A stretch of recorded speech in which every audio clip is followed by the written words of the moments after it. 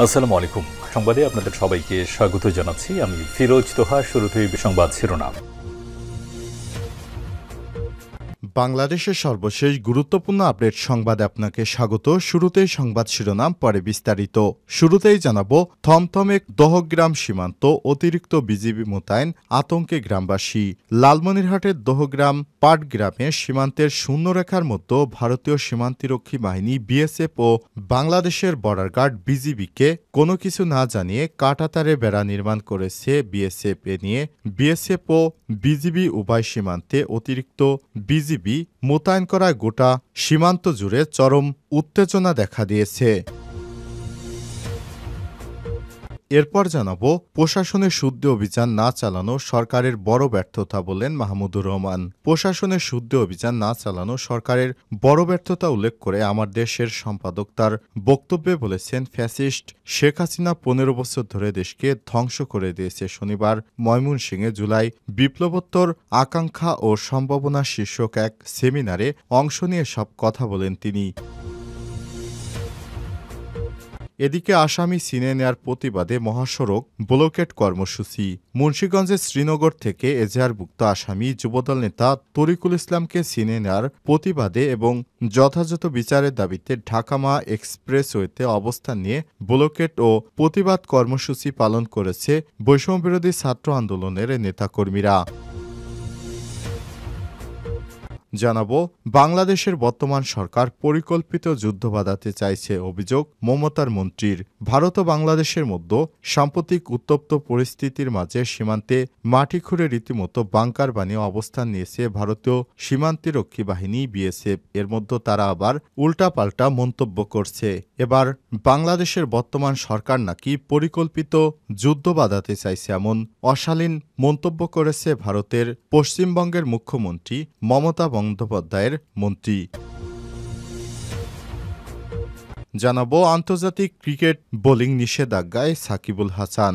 আন্তর্জাতিক ক্রিকেটে বোলিং করা থেকে নিষিদ্ধ হলেন বাংলাদেশের সাবেক অধিনায়ক সাকিবুল হাসান। 1 বছরের জন্য বল করতে পারবেন না তিনি, তবে ব্যাটসম্যান হিসেবে তিনি খেলা চালিয়ে যেতে পারবেন।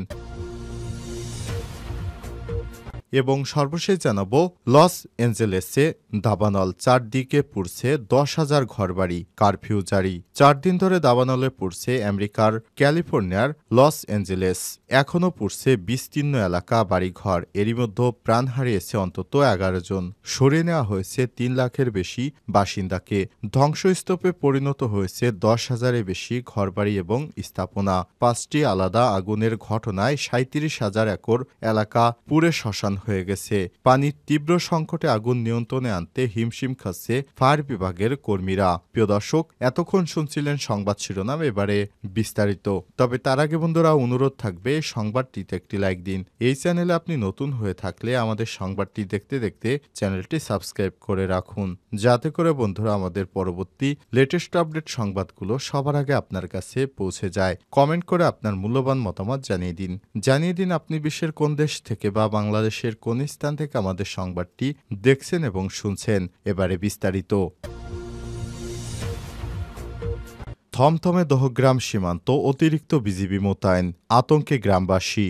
লালমনিরহাটের পাটগ্রামের দহগ্রাম সীমান্তে শূন্যরেখার মধ্যে ভারতীয় সীমান্তিরক্ষী বাহিনী বিএসএফ ও বাংলাদেশ বর্ডার গার্ড বিজিবি কোনো কিছু না জানিয়ে কাঁটাতারে বেড়া নির্মাণ করছে। এ নিয়ে বিএসএফ ও বিজিবি উভয় সদস্যদের মধ্যে অতিরিক্ত বিজিবি মোতায়েন করায় গোটা সীমান্ত জুড়ে চরম আতঙ্ক দেখা দিয়েছে। শুক্রবার সকাল থেকে বাংলাদেশ ও ভারতের প্রধান পিলার ডিএমপি 8 নম্বরের উপপিলার 46 থেকে 37 নম্বর সীমান্তের প্রায় অর্ধ কিলোমিটারের মধ্যে বিএসএফ 30 থেকে 35 জন নির্মাণ শ্রমিককে দিয়ে লোহার অ্যাঙ্গেল দিয়ে তৈরি খুঁটির মধ্যে প্রায় 4 ফুট উঁচু কাঁটাতারে বেড়া স্থাপন করে শূন্যরেখার 150 গজের শেষ অংশে স্থানীয়রা এসব স্থাপনা করতে দেখে বিজিবিকে খবর দেয়। 51 রংপুর বিজিবি ব্যাটালিয়নের পানবাড়ি ও দহগ্রাম ক্যাম্পের সদস্যরা ঘটনাস্থলে গিয়ে বেড়া বেড়া স্থাপনে বাধা দেয়। কিছু সময় নির্মাণ কাজ বন্ধ রাখলেও পরবর্তী কয়েকশো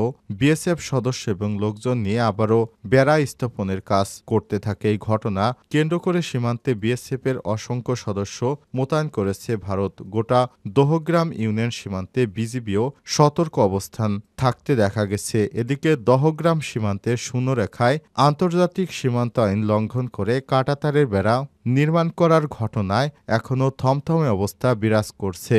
দহগ্রাম সীমান্তবর্তী এলাকায় ইউপি সদস্য গোলাম রাব্বানী আমার দেশকে বলেছেন, বিএসএফের তৎপরতা রুখতে আমরা সদা প্রস্তুত রয়েছি। যে কোনো পরিস্থিতিতে আমরা দেশ রক্ষার স্বার্থে ঝাঁপিয়ে পড়ব। বিজিবির উপর আমাদের আস্থা আছে, আমরা বিজিবির সাথে আছি। বিজিবি ও সীমান্তে স্থানীয় সূত্র আরও জানায়, ভারতের কোচবিহার রাজ্যের ৬ রানীগড় বিএসএফ ব্যাটালিয়নের করুণ ক্যাম্পের বিএসএফের সদস্যরা আন্তর্জাতিক সীমান্ত আইন না মেনে শূন্যরেখার ১৫০ গজের একদম শেষ অংশে কাঁটাতারের বেড়া স্থাপন করছে। স্থানীয় ফরিদ মেম্বার জানায়, বিএসএফ আগ্রাসী অপতৎপরতায় আমরা সীমান্তবাসীরা সবসময় আতঙ্কে দিনাতিপাত করে থাকি। যে কোনো পরিস্থিতি মোকাবেলায় আমরা বিজিবিকে সহায়তা করব। সরেজমিনে গিয়ে দেখা গিয়েছে, সীমান্তের শূন্যরেখা বরাবর আধা কিলোমিটারে প্রায় ৩ ফুট উঁচু কাঁটাতারের বেড়া স্থাপন করা হয়েছে। Border guard of Bangladesh BGB Rangpur ৫১ ব্যাটালিয়নের সহকারী পরিচালক এডি ওমর খসরু বলেছেন, সীমান্তে কাঁটাতারের বেড়া নির্মাণকে কেন্দ্র করে বিএসএফকে বাধা দেওয়া হয়েছিল। বেড়া উঠিয়ে নিতে হবে, এ বিষয়ে বিএসএফকে জানিয়ে দেওয়া হয়েছে। ঘটনাস্থলে সেক্টর কমান্ডার পর্যায়ের মিটিং অনুষ্ঠিত হয়েছে। সরেজমিনে উভয় সীমান্তিরক্ষী বাহিনীর ঊর্ধ্বতন কর্মকর্তারা বিষয়টি খতিয়ে দেখবেন বলে জানান এই বিজিবি কর্মকর্তা। প্রশাসনের শুদ্ধি অভিযান না চালানো সরকারের বড় ব্যর্থতা বলেন মাহমুদুর রহমান। প্রশাসনের শুদ্ধি অভিযান না চালানো বর্তমান সরকারের বড় ব্যর্থতা উল্লেখ করে আমার দেশের সম্পাদক তার বক্তব্যে বলেন, ফ্যাসিস্ট শেখ হাসিনা ১৫ বছর ধরে দেশকে ধ্বংস করে দিয়েছে। শনিবার ময়মনসিংহে জুলাই বিপ্লবোত্তর আকাঙ্ক্ষা ও সম্ভাবনা শীর্ষক এক সেমিনারে এসব কথা বলেন তিনি। জাতীয় নাগরিক কমিটির মুখ্য সংগঠক ও জুলাই ফাউন্ডেশনের সাধারণ সম্পাদক সার্জিস আলম ও আয়োজক সংগঠনের নেতারা অনুষ্ঠানে বক্তব্য রাখেন। মাহমুদুর রহমান মান্না বলেন, এমন কোনো সেক্টর নেই যে ধ্বংস করে নাই হাসিনা। ফ্যাসিবাদের বিরুদ্ধে আমাদের আন্দোলন শুরু হয়েছিল ২০১৩ সাল থেকে। তখন মাদ্রাসার শিক্ষার্থী ও শিক্ষকরা আন্দোলনে নেমেছিল।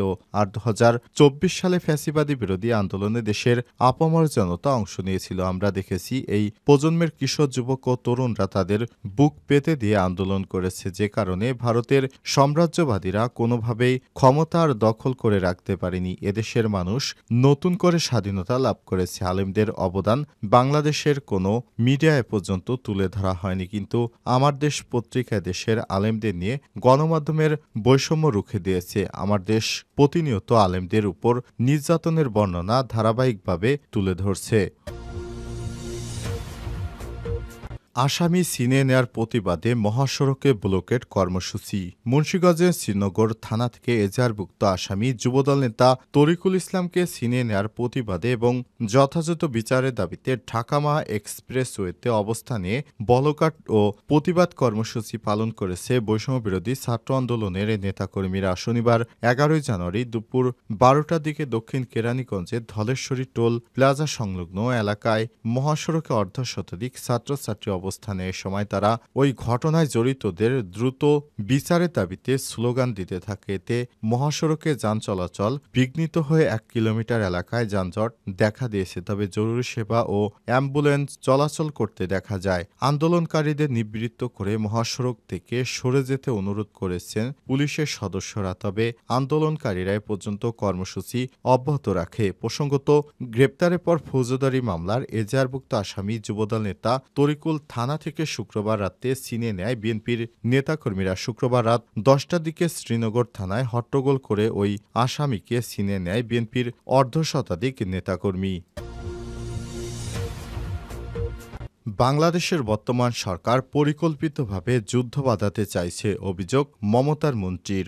ভারত ও বাংলাদেশের মধ্যে সাম্প্রদায়িক উত্তপ্ত পরিস্থিতির মাঝে সীমান্তে মাটি খুঁড়ে রীতিমতো বাংকার বানিয়ে অবস্থান নিয়েছে বিএসএফ। কোথাও আবার নিজেরা সরে গিয়ে গ্রামবাসীদের এগিয়ে দিয়ে নির্মাণ করছে কাঁটাতারে বেড়া। বিজিবির ক্ষেত্রেও সীমান্তে ব্যাপক তৎপরতার চিত্র সামনে আসছে। স্বাধীনতার পর থেকে ভারত বাংলাদেশ সীমান্তে প্রথমবারের মতো যখন এমন উত্তেজনা পরিস্থিতি, ঠিক তখনই বাংলাদেশের বর্তমান সরকার পরিকল্পিত যুদ্ধ বাঁধাতে চাইছে বলে মন্তব্য করেছে মমতা বন্দ্যোপাধ্যায়ের মন্ত্রিসভার গুরুত্বপূর্ণ মন্ত্রী শোভনদেব চট্টোপাধ্যায়। শনিবার 11 জানুয়ারি কলকাতার পৌর সংস্থা একটি স্মরণসভা অনুষ্ঠানে এসে বর্ষিয়ান তৃণমূলের শ্রমিক নেতা মন্ত্রী শোভনদেব বলেন, বাংলাদেশের বর্তমান সরকার পরিকল্পিতভাবে যুদ্ধ বাঁধানোর চেষ্টা করছে।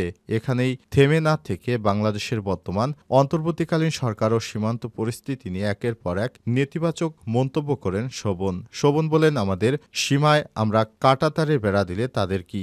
আমরা তাদের জমিতে গিয়ে তো কিছু করছি না।